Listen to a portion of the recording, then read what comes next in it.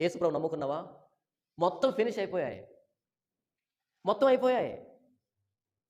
ఇలా చెప్పుకుంటూ వచ్చి ఇక సమయం లేదని మొత్తం అందరిని వరుస పెట్టి వాళ్ళు చేసిన కార్యాలన్నీ రాసి, వాళ్ళు పడిన ఇబ్బందులన్నీ రాసి చివరిలో అంటున్నాడు, ఇంత విశ్వాసం ద్వారా ఇంత కార్యాలు చేసినా సరే దేవుడు వారికి వాగ్దాన ఫలాన్ని ఇవ్వలే.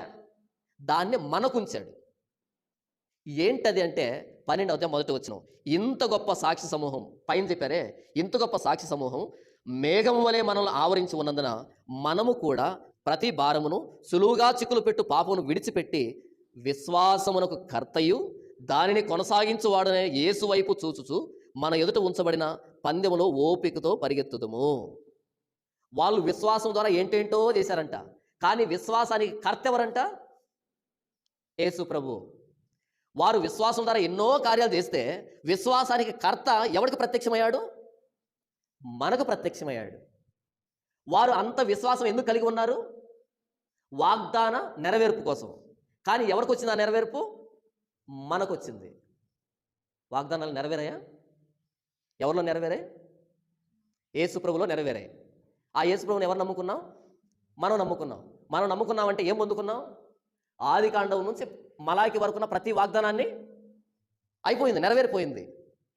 ఇప్పుడు అక్క వాళ్ళు ఇక్కడికి వచ్చి నాకు దేవుడు ఒక వాగ్దానం ఇచ్చాడు, అది నెరవేరింది అంటున్నారు. ఒక్కటి కాదు, ఆది కాండం నుంచి మలాకి వరకున్న ప్రతి వాగ్దానం నెరవేరింది. దేంట్లో? యేసు ప్రభువుని నమ్మి బాప్తిస్మం తోటలో దిగి పైకి వచ్చావా, ఫినిష్. అన్ని వాగ్దానాలు నెరవేరిపోయి నీ జీవితంలో. అబ్రాహాము చేసిన వాగ్దానం, ఇస్సాకు చేసిన వాగ్దానం, యాకోబు చేసిన వాగ్దానం, ప్రతి వాగ్దానం నెరవేరింది. ఎవరిలో? యేసు ప్రభులో. కొరింథీయులకు రాసిన 2వ పత్రిక 1వ అధ్యాయము 20వ వచనం చూడండి. దేవుని వాగ్దానములు ఎన్ని అయినను అన్నీ క్రీస్తునందు అవునన్నట్టుగానే ఉన్నవి. అర్థమైందా? ఇంకొకసారి చదువుతాను. దేవుని వాగ్దానములు ఎన్ని అయినను అన్నీ క్రీస్తునందు అవునన్నట్టుగానే ఉన్నాయి. యేసుప్రభువు నమ్మితే అన్ని వాగ్దానాలు నెరవేరాయి, నా దగ్గరికి వచ్చేసాయి, నాకు దక్కేసాయి. ఎవరికి వాగ్దానం చేయబడిందో వారికి దక్కలే, నాకు దక్కింది. నా యొద్ద విచారణ చేయని వారిని నా దగ్గరికి రానిచ్చితని, నాకు మొర్ర పెట్టని వారికి నేను ప్రత్యక్షమైతని. యెషయా గ్రంథంలో ఉందన్నమాట. ఎవరైతే ప్రార్థన చేయలేదో వారికి ప్రత్యక్షమయ్యాను, ఎవరైతే మొర్ర పెట్టలేదో ఇదిగో నేనున్నానని ప్రత్యక్షమయ్యాను. నా జనులు కాని వారికి నా జనులు నా ప్రియురాలని పేరు పెట్టాను. ఏం మాట్లాడతాడు పౌలు అంటే, మన పితరులకి బోల్డని వాగ్దానం చేశాడు దేవుడు, కానీ కాలం సంపూర్ణమైన తర్వాత యేసుప్రభు వచ్చాడు. ఆ టయానికి మనం ఉన్నాం, ఆయన మనకు ప్రత్యక్షమయ్యాడు.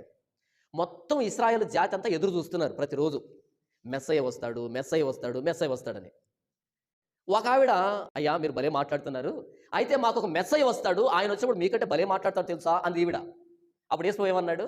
నీతో మాట్లాడుతున్నా నేనే మెస్సయ్యను అన్నాడు. ఈయన కోసం ఇటువైపు ఇశ్రాయేలు 12 గోత్రాలు ఎదురు చూస్తున్నారు. ఈయన ఎవరికి ప్రత్యక్షమయ్యాడు? వచ్చి 6 మందితో కాపురం చేసి చెడిపోయినటువంటి ఈవిడికి ప్రత్యక్షమయ్యాడు. కొండ విడిచిపెట్టి పరిగెత్తింది, చూపెడతారండి మెస్సయ్యని. మన పితరులు దివారాత్రులు ఎవరి కోసమైతే పడిగాపులు కాస్తున్నారో, కళ్ళలో ఒత్తులు వేసుకొని ఉన్నారో, ఆయన నాకు ప్రత్యక్షమయ్యాడు బావి దగ్గర, నా పాపాలు చెప్పాడు, రండి చూపెడతాను. మెస్సయ్య ఎవరి దగ్గరికి రావాలి? అందరూ అనుకుంటున్నారు ఆ సింహాసనం మీద నుంచి వస్తాడు ఆయన అని. పోయి సమరయ స్త్రీకి ప్రత్యక్షమయ్యాడు ఆయన. ఇలా మీరు వెలిగితే సువార్తల్లో ఎవడైతే చెడిపోయాడో వాడి దగ్గరికి వెళ్ళి ప్రత్యక్షమయ్యాడు, నేనే అని. నశించిన దానిని వెదకి వెదకి వెదకి వెదకి రక్షించడానికి వచ్చాను అన్నాడు ఆయన. ఎవరైతే ఎదురు చూశారో వాళ్ళకి కాకుండా, ఎవరైతే అస్సలు పట్టించుకోలేదో వాళ్ళ దగ్గరికి వచ్చాడు. నేను ఎప్పుడైనా యేసు గురించి ఆలోచించామా? మాకు పాప క్షమాపణ కావాలి, మాకు పరిశుద్ధత కావాలి, మేము పరలోకం పోవాలి, మేము దేవుని దగ్గరికి వెళ్ళాలి, ఎప్పుడైనా ఆలోచించామా? ఇష్టానుసారిగా తిరిగాం. కానీ ఇదే భారతదేశంలో తలకిందులుగా తపస్సు చేశారు, మేము మోక్షానికి వెళ్ళాలి అని.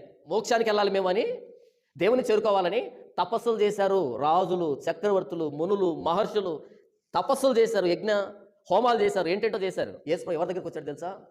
మీరు పనికి రానోళ్ళు, దిగొచ్చాడు ఆయన మన దగ్గరికి. కానీ ఇదే భారతదేశంలో మోక్షం కోసం తలకిందులుగా తపస్సులు జరిగాయి. ఏ తపస్సు లేకుండా, ఏ భయం లేకుండా, ఏ భక్తి లేకుండా, ఏ నియమనిష్ట లేకుండా, ఏ పవిత్రత లేకుండా బ్రతికిన మన దగ్గరికి వచ్చాడు ఆయన.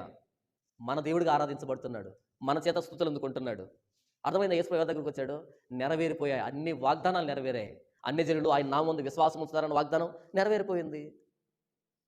ఈరోజు యేసుప్రభు వచ్చాడు మన దగ్గరికి. ఇప్పుడు మనం ఏం చేస్తున్నామంటే, మరలా ఈ యేసుప్రభుని ఇక్కడే పెట్టేసి మళ్ళీ ఆ పాత నిబంధనలు దూకి అక్కడ ఒకటి ఇక్కడ ఒకటి తీసుకొని ఇది నా వాగ్దానం అంటున్నాం.